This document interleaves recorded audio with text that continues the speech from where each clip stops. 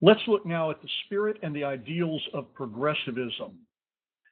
We want to ask ourselves, how do we interpret progressivism? And for historians, this has been a major problem in the 20th century. What do we mean by progressivism, and how do we interpret the progressive era? Now, let me caution you that the use of the term progressivism to refer to the period between about 1895 and 1920, also known as the progressive era, is not the same as what we might mean by a use of the word progressivism to mean leftist or social democratic, or something we might apply to current politics. Usually progressivism in that sense is small p, and it means something different than we mean by the progressivism of the progressive era, so-called. So keep that in mind. We're talking at this point about capital P progressivism. What do we mean? Well, first and foremost, progressivism is not an agreed upon set of ideas or program. It was a common spirit of the age of the early 20th century, not an organized party or a group, though historians do give it that name because of Theodore Roosevelt's Progressive Party campaign in 1912. It tried to deal with questions such as the individual's place in the changing social order. That is, how to retain classical liberalism's focus on the individual, which was kind of the modus vivendi of the 19th century, in the face of industrialism's forced collectivization. Well, to do that, the progressives considered themselves to have a social base. The heart of the movement was to use government as an agency of human welfare. That is, rather than having a negative government, that government is best which governs least, it was a positive government that the progressives sought. That is, that government was an agent of human welfare. This was a response of the middle class to government abuse, particularly in cities, but it was also an attempt by this emerging middle class to impose discipline upon both labor and capital. That is, to insert the concept of the public sector into the war of labor versus capital. It was a drive also for civic life and to enjoy the benefits of business efficiency. And keep that in mind, civic life and efficiency. Now, in this short lecture, we're not going to look very deeply at these things. What we're going to do is to look at how the progressive concept of government as an agent of human welfare and the middle class imposing its discipline onto labor and capital, and the development of civic life and the development of business efficiencies were promulgated and considered. So we want to look first at muckrakers. This is a kind of journalist that emerged in the progressive era. It's not muckraking is not unique to the progressive era, but we see a kind of a critical mass of journalists doing investigative reporting. This is the era of the investigative reporter. They focused on abuses of the weak by the strong. They critiqued government as not intervening where they should in the battle between the weak and the strong. And they used specific investigations to get at these abuses that were going on in private life and in public life. Muckrakers operated, they used the emerging vehicle of magazines like McClure's or Collier's, a copy of which you see here, a front page of which you see here. another magazine, Survey, and a fourth, Survey Graphic. There were dozens of these magazines, and magazines had begun reaching themselves a critical mass, to use that term again, saturating the market. They were the new kid on the block, and there were magazines for everything, stretching from Good Housekeeping through women's magazines to professional journals. What happened was that publishing magazines became very cheap, and during the same era, rotogravure image publication became substantially cheaper, so you could actually publish photographs at a reduced cost. So magazines became the most prominent medium of expression, and they were used by the muckrakers. You can draw lots of parallels to today's use of blogs and microblogs and citizen journalists. The term muckrakers was coined by Theodore Roosevelt from John Bunyan's poem Pilgrim's Progress, and it was not meant as a term of endearment. TR didn't like the muckraking. He didn't like all of the criticism, either of himself or of other people in the U.S., because he thought it just was inappropriate in most cases, and so this was not a term of endearment. We would call these guys stirrers of the muck today, and mean exactly the same thing, but they took that name on themselves. Now, who are some of the most prominent muck rakers?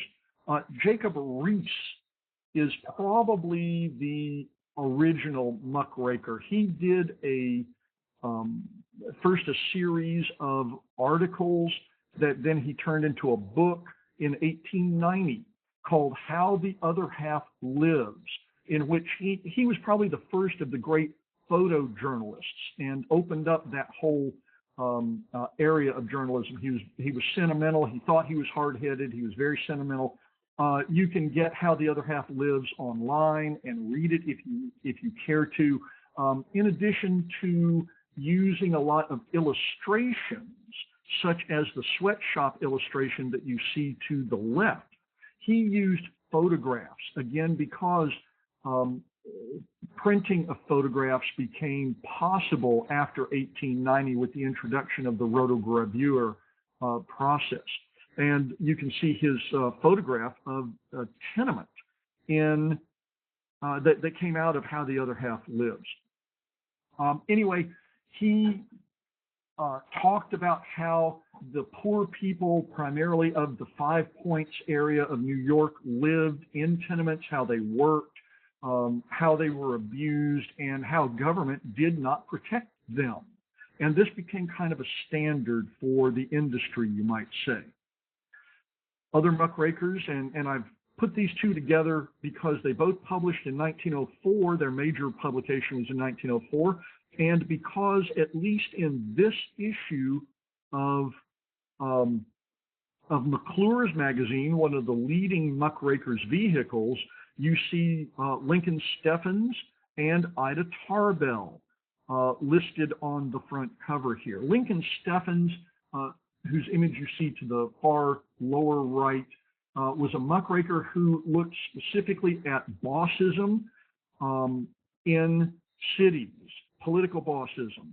Ida Tarbell looked at that same kind of power and abuse of power in Standard Oil, and she is still considered to be the seminal biographer of John Rockefeller, and her work, The History of Standard Oil, is considered to be the seminal work on Standard Oil. There have been very few attempts to outdo her in her scholarship on Standard Oil, and she was not kind to John D. Rockefeller.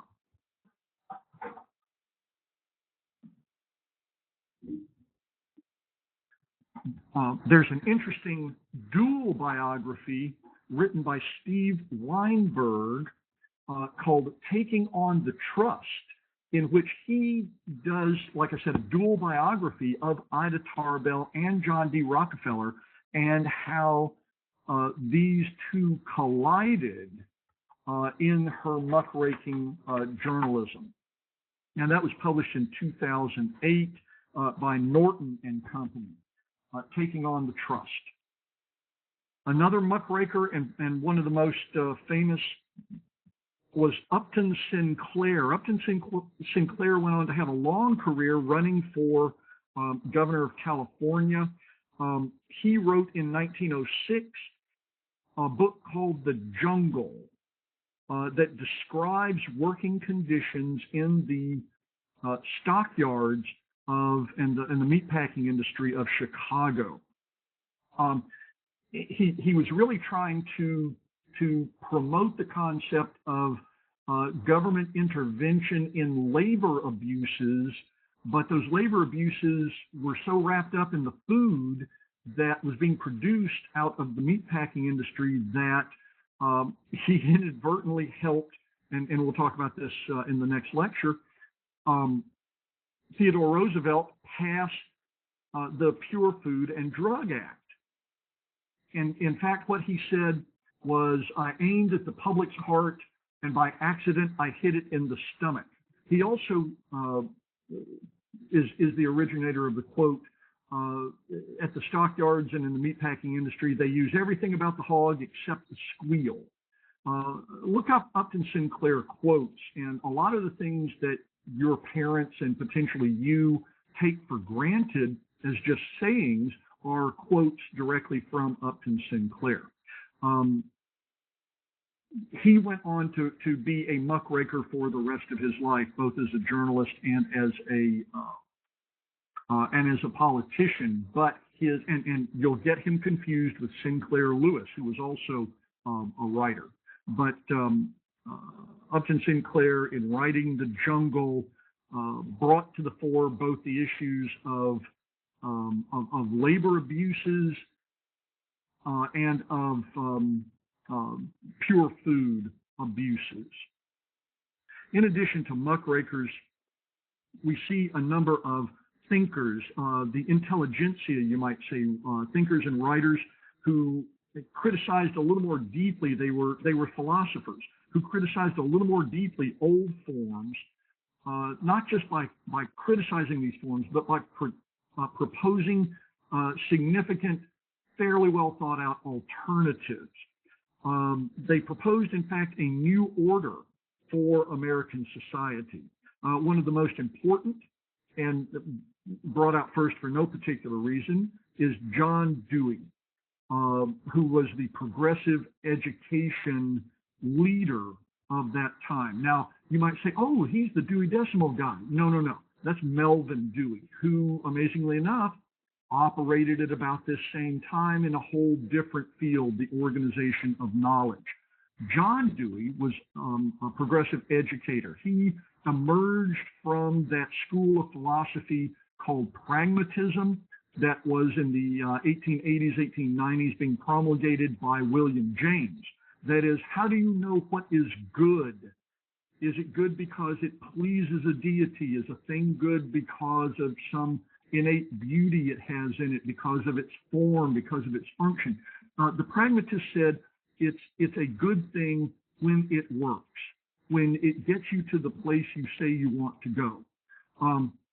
And he promulgated, Dewey did, a number of pragmatic solutions, he thought, to educational problems, where education in his era had been school-centered and curriculum-centered. He thought it ought to be child-centered and proposed curricula that was centered on the child. He believed there should not be grade levels, particularly in early childhood education, that children should find their own level. He also believed in task-based learning. Now, this is a gross oversimplification of his educational philosophy, but that's the nature of this kind of course. We have to move on. So I just want to introduce you to John Dewey. The kind of education, this progressive education from this era, we still see in Montessori schools and similar schools to that. There's another group of thinkers who we call social gospelers. The social gospel was a revivification of primarily the Sermon on the Mount, and it was a direct reaction to social Darwinism, that is William Graham Sumner and Herbert Spencer's notion that only the strong survive, which was not something Darwin ever said, but something William Graham Sumner and Herbert Spencer talked about a great deal. This was the idea coming out of activist churches of the era that the poor in industrial capitalism could not necessarily help themselves, and they should not just be left to their own devices and left, quite frankly, to die. And Christians in particular had a duty to uplift society. Walter Rauschenbusch, a Baptist minister, was one of the first promulgators of an identifiable set of ideas that we call the social gospel. He coined that term and began aiming his churches not at pietism or quietism or even evangelism, but at social actions that benefited society. Samuel Golden Rule Jones took the social gospel a step further, and when he was mayor of Toledo, Ohio, dying in office in 1904, implemented the social gospel as a political tool. He said not only do churches have a responsibility to uplift society, but based on those same ideas that churches are using, government has a responsibility to act in the interest of a public that cannot necessarily help itself. And both of these roles were brought together in the 2-year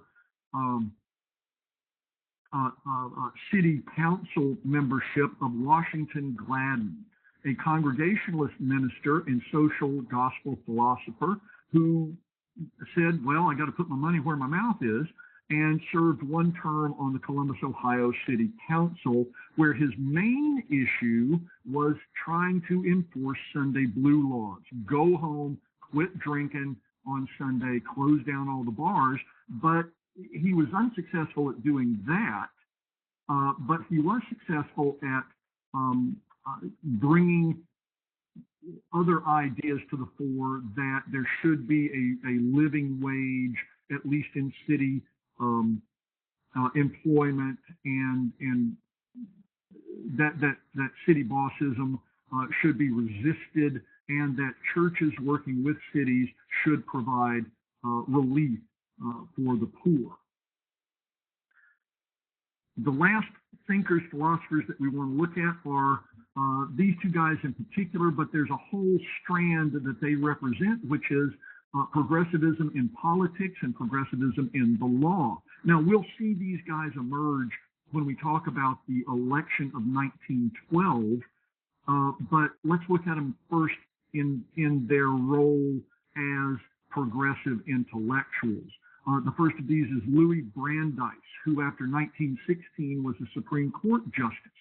He introduced into law the concept of the so-called Brandeis brief in the case in 1908, Mueller v. Oregon. And the Brandeis brief does two things that are both part and parcel of the ideology of progressivism. One is that rather than arguing the form of the law as being the best, as being the measurement of good, he argues the impact of the law as being the measurement of good. This is, to some extent, introducing sociology into the old formal law, or the formality of the law, I guess, that was a 19th century concept, the idea that if the law had been passed correctly and conformed to the idea of property rights, then it was a good law, and the Supreme Court and other courts would not overthrow it or overturn it. He argues in Brandeis' brief for Mueller v. Oregon in particular that the impact of a law rather than the form of the law is much more important. Mueller v. Oregon is a case that came to the Supreme Court in 1908 based on Oregon attempting to pass a law that regulated for the benefit of children and women the hours of work. Mueller argued that this was a restraint on freedom of contract, which flew in the 19th century. But the Brandeis brief and the sociological argument that long hours and unfair contractual power made it impossible for women and children to be adequately protected by just the force of contract. And so he won the Mueller v. Oregon. Nevertheless, the other half of the Brandeis brief that is interesting as a representation of progressive concepts is the use of expert witnesses. The Brandeis brief not only introduces the notion of sociology, the notion of the results of the law being more important than the form of the law, but it also introduces the notion that you can argue based on research professionals and expertise, not expertise in the law, but that you bring in outside experts to argue about sociological impact, psychological impact, economics, things like that. Louis Brandeis, and again we'll talk more about this, was the chief architect of Woodrow Wilson's 1912 political campaign based on what they called the New Freedom. And again, we'll talk about that in a later lecture. Herbert Crowley, also a progressive in politics, was the founder of the New Republic magazine, which is still going strong today. He wrote The Promise of American Life, which laid out a new way of looking at American life that brought together the old Jeffersonian ideal of the individual, the old classic liberal idea of the individual as being supreme, and talked about how to blend a continued individualism with the demands of industrialization and urbanization and the kind of forced collectivism that society was becoming because of the demands of industrial capitalism. How specifically he addresses how do you blend these two things, individualism with the collectivization of mass society. He went on to become the architect of Theodore Roosevelt's 1912 campaign that is called the New Nationalism. I just wanted to introduce these two guys. We'll bring them back up in a later lecture. Okay, so we talked about the ideals of the progressive era. We've talked about the social basis for the movement as being government being an agent of human welfare. This was a response of the middle class to government abuses, as well as an attempt to impose discipline on the battle between labor and capital. And it was a desire to derive a healthy civic life and to implement business efficiencies. We talked about the promulgators of progressivism, that is the muckraking journalists, as well as the philosophers of progressivism. And with that, we are concluded, and thank you very much.